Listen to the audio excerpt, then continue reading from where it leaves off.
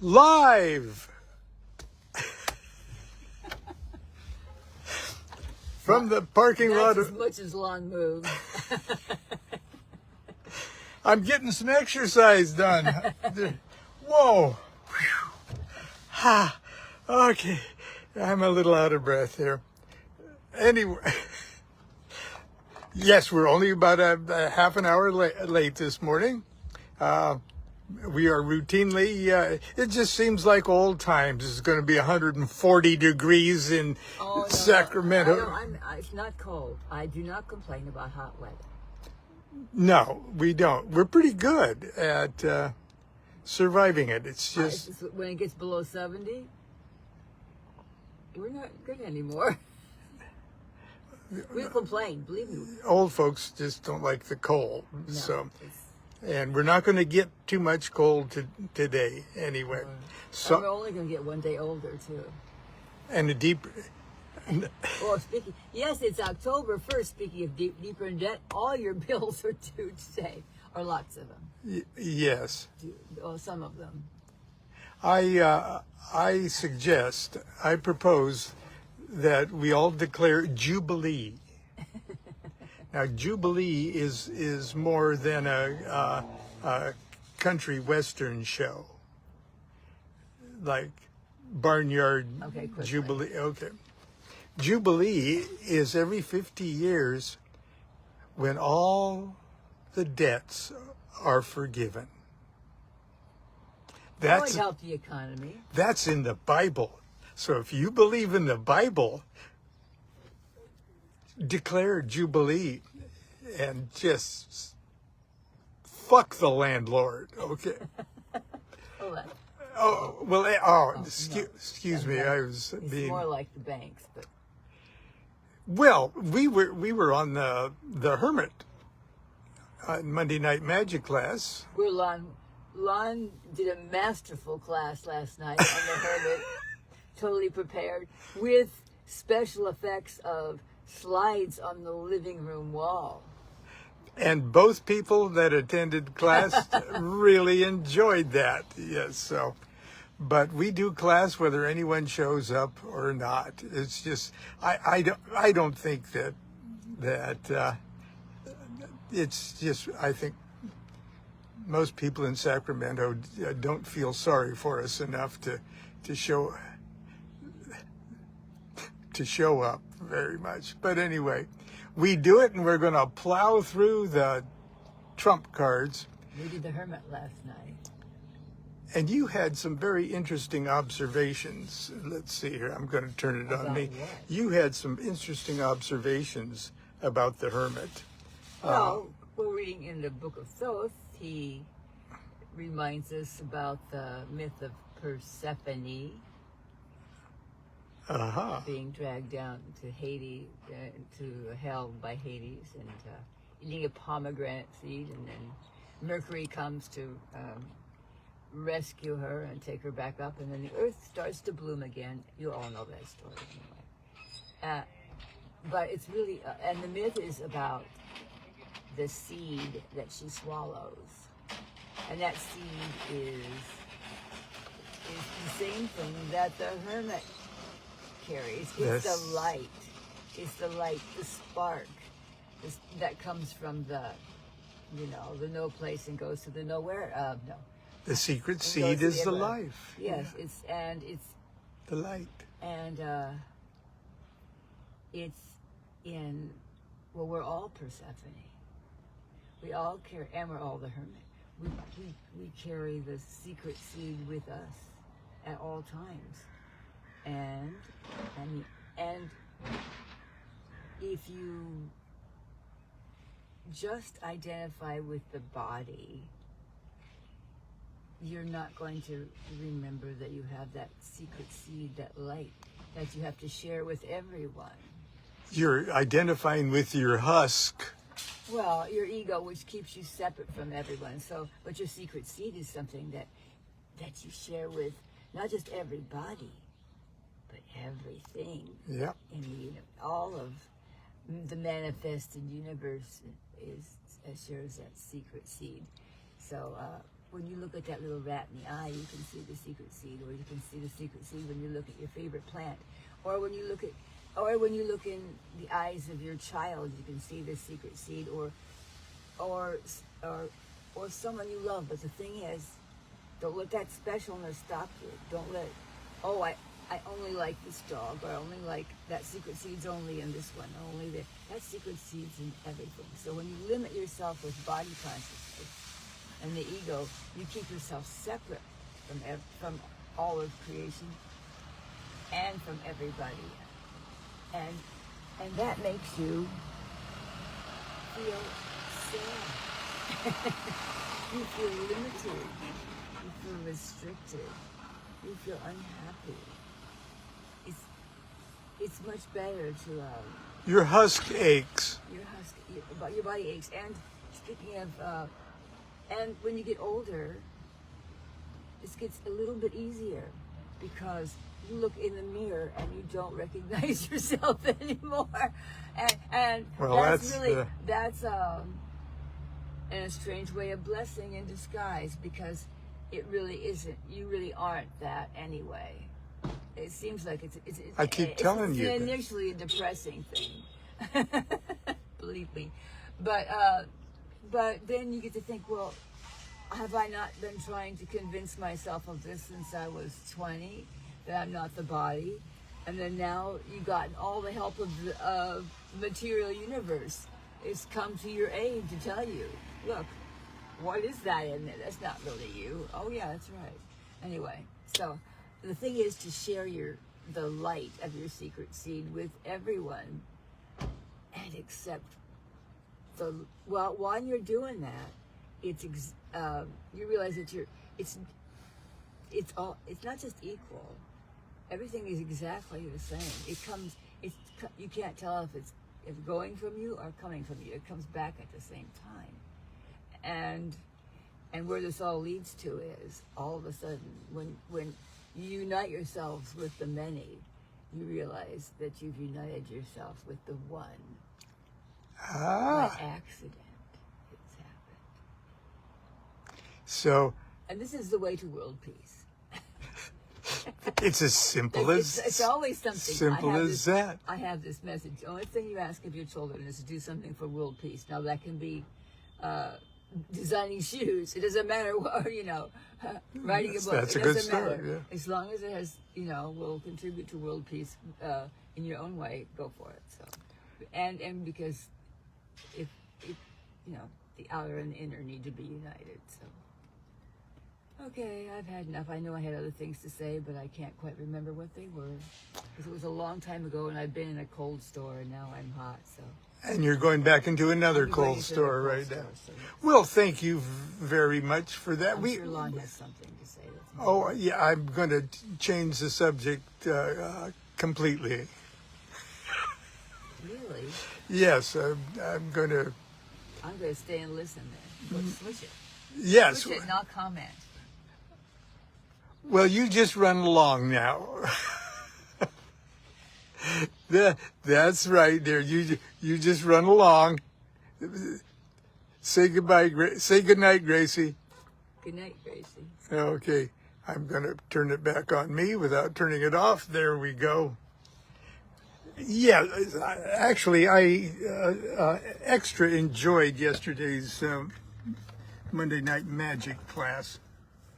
Well, first of all, because it was unintimidatingly short.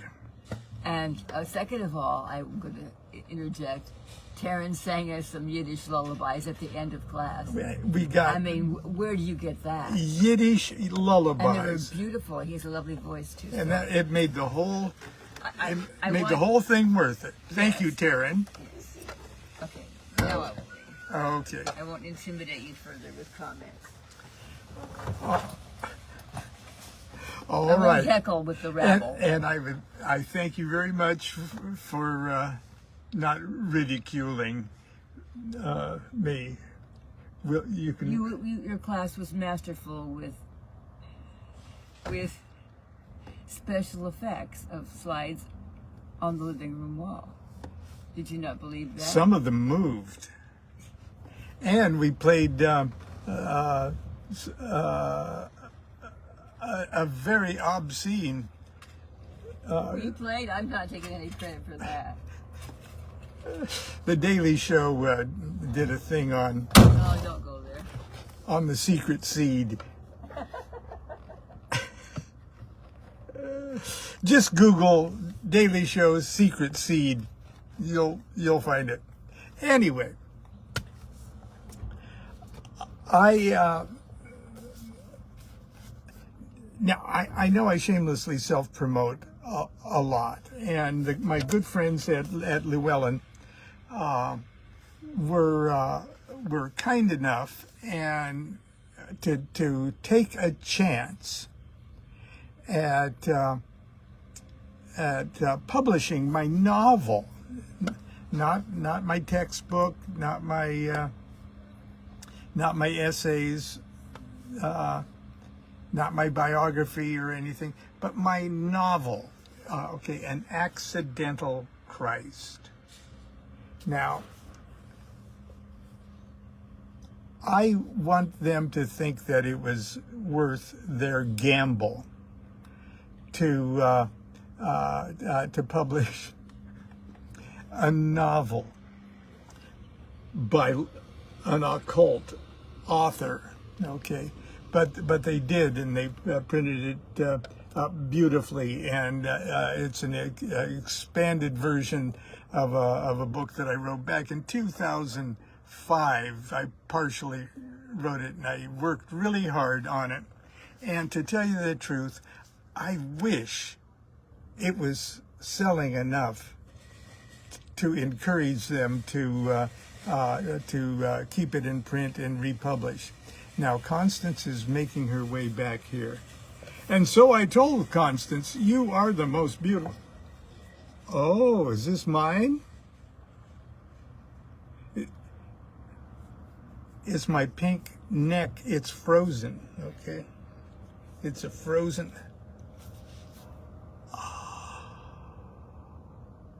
Well, anyway. And in doing so, okay, I always, show you the cover and beg you to buy it, and I try to tell you what it's about, in order to encourage you to buy it or gift it to a Christian friend you'd really like to set straight on something. But I ran across this morning while preparing for Parking Lot Tuesday, I found an article that I wrote in 2007 when the James Cameron, Academy Award-winning director James Cameron, produced a documentary called The Lost Tomb of Jesus. And it was a documentary, and of course, it's full of things that everybody wanted to either praise to high heaven or criticize for being so blasphemous and irreverent. And I'd like to share that with you, okay, in hopes that it might make your literary mouth water enough to try to get this An Accidental Christ and eat it.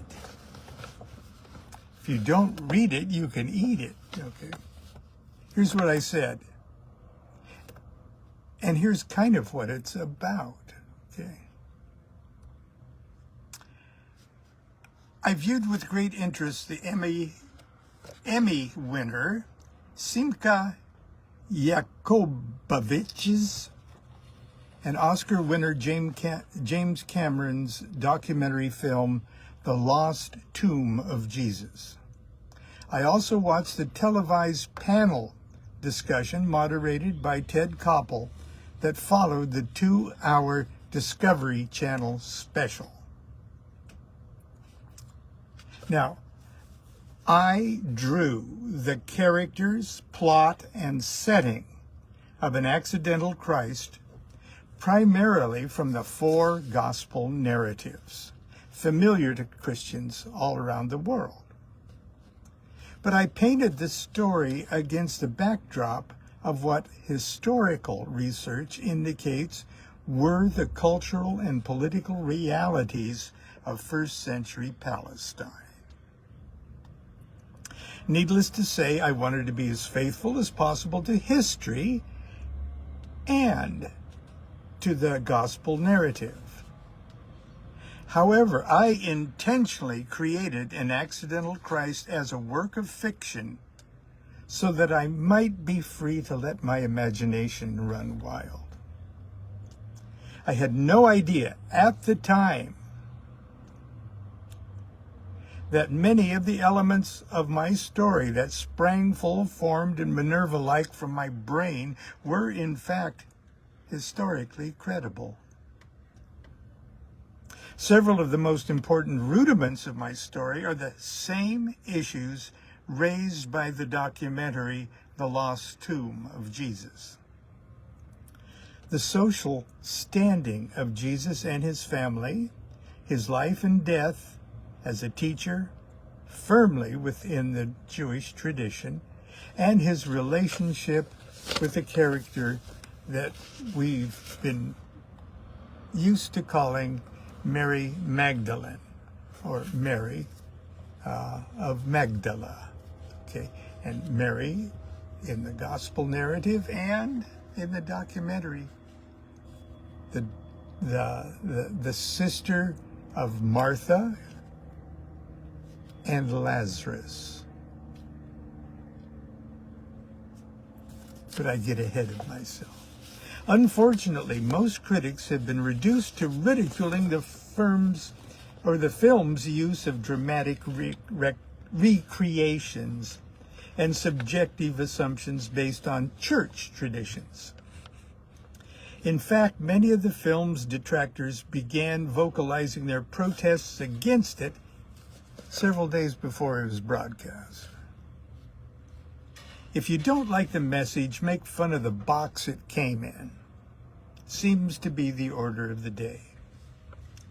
However, the most profound issues raised in both An Accidental Christ and the documentary have less to do with specifics and more to do with profoundly important generalities.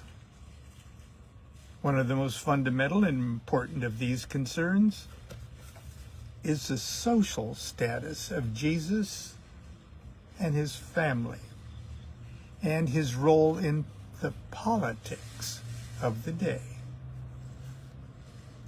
The charming Jesus story that's been handed down for centuries has taught us that Jesus came from an obscure and impoverished family. In fact, the Gospels go to great lengths to show that both sides of his family were aristocrats of a royal bloodline leading back to King David, or the mythological King David. Indeed, it is his status as hereditary, get this, hereditary King of the Jews, not some vague spiritual King of the Jews. Just like King Charles was Prince Charles, son of Elizabeth, okay, was the hereditary King of England. Jesus was the hereditary King of the Jews. Or at least, yeah. Anyway,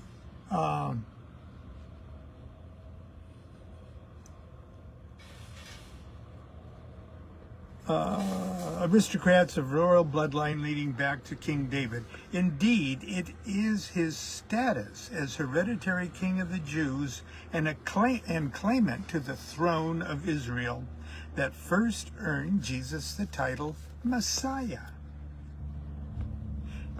The documentary also focuses on the aspect of Jesus' life as a primary and integral factor that colored every aspect of his life. It was all colored by this background plot that runs through the whole narrative, that he was the hereditary king of the Jews.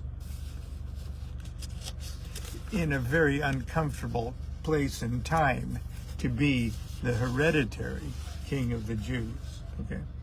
The quality of the tomb and ossuaries suggests that these people were not impoverished peasants or itinerant religious fanatics.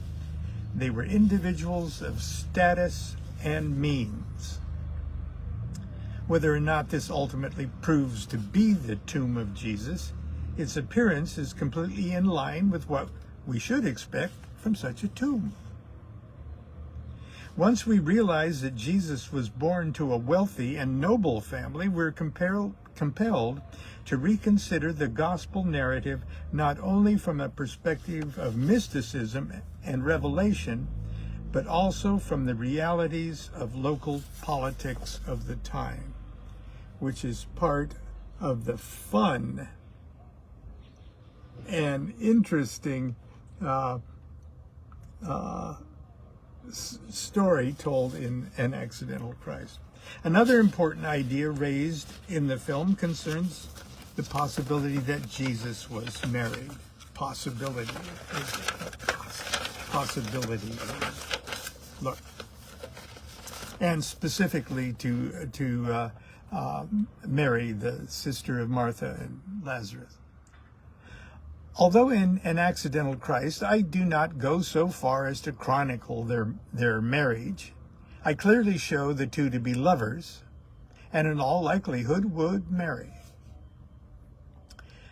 There's no question in my mind, or even among a very large number of real scholars, that the historical Jesus married. As a Jewish man in his 30s, living in first century Nazareth or Jerusalem, as a teacher, a rabbi, and a public figure, it was all but certain.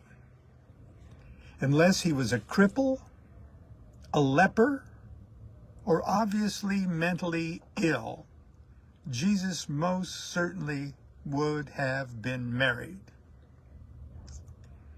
It would have been a conspicuous and scandalous cultural abnormality if he were to remain a bachelor. Certainly no one would listen to his sermons. Okay. Admittedly, nowhere in the Gospels does it say that Jesus was married to the woman who appears in numerous verses as Mary, sister of Martha and Lazarus. But we are to assume that other things we are told about Jesus are accurate. And we must also assume that he was married. And if so, she most likely, Mary Magdalene, most likely was the candidate.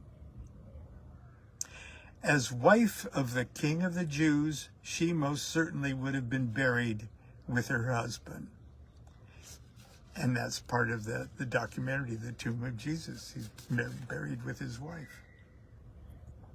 The lost tomb of Jesus is already being harshly denounced as an attack on the Christian faith.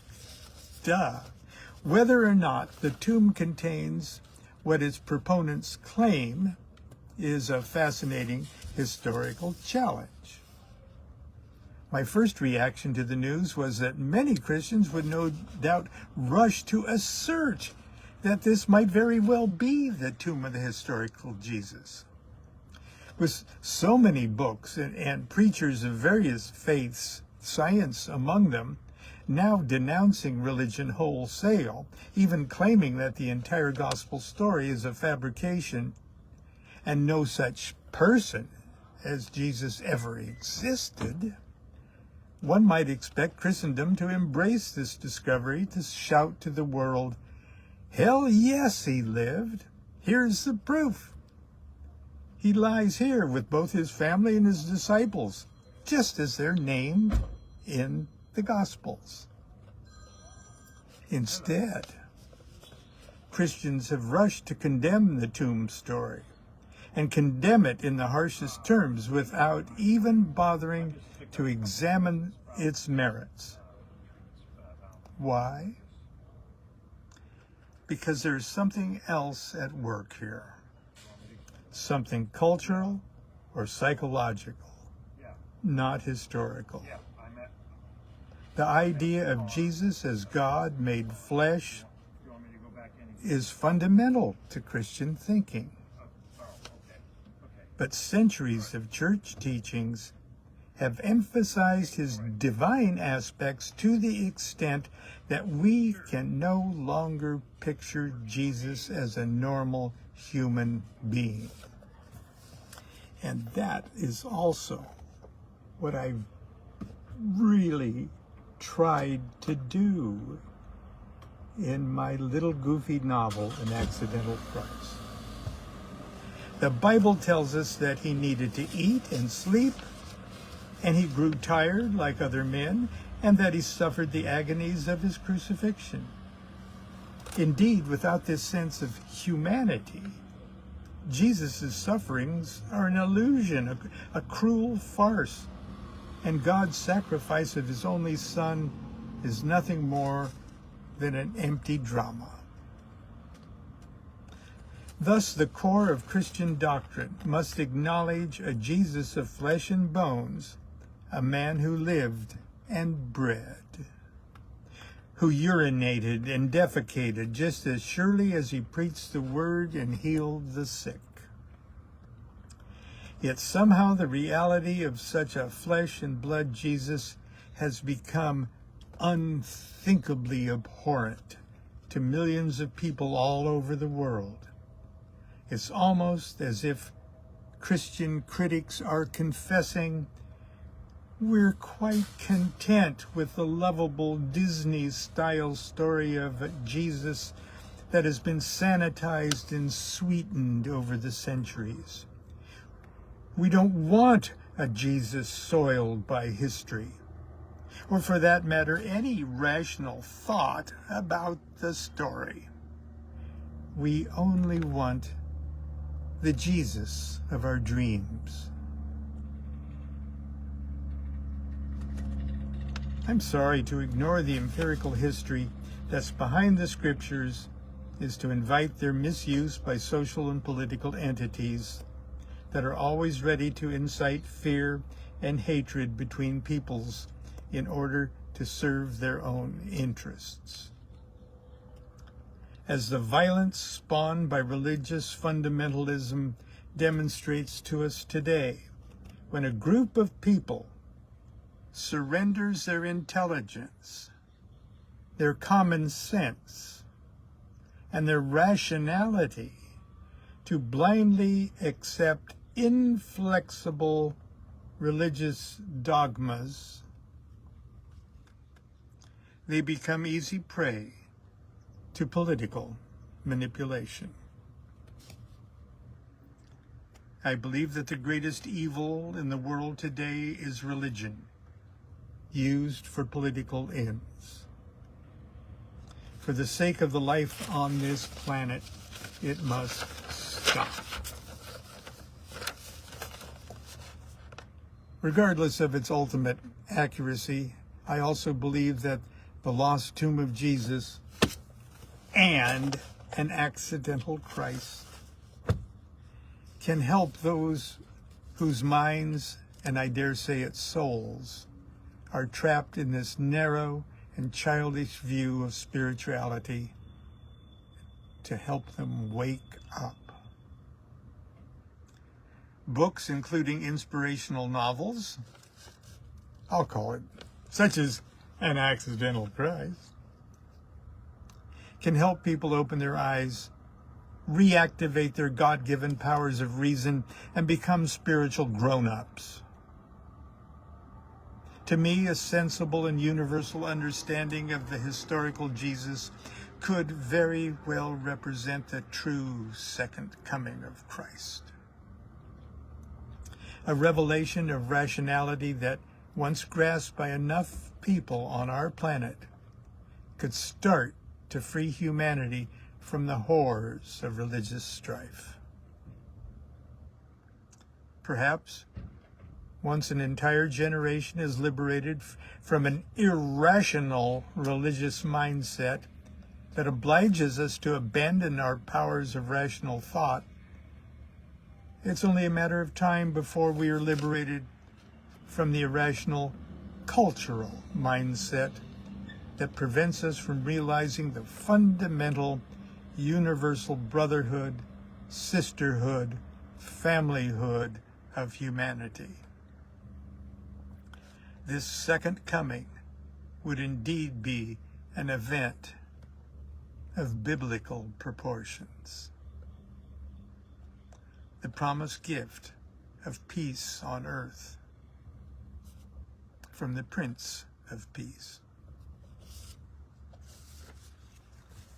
And that's my little rant, hoping you'll be interested enough to read An Accidental Christ, the story of Jesus as told by his uncle. And that's it for today. We'll see you tomorrow. We're going to watch a weird debate tonight, so we're looking forward to getting home and girding our loins for cringe after cringe. Anyway, do what thou wilt shall be the whole of the law. Love is the law, love under will.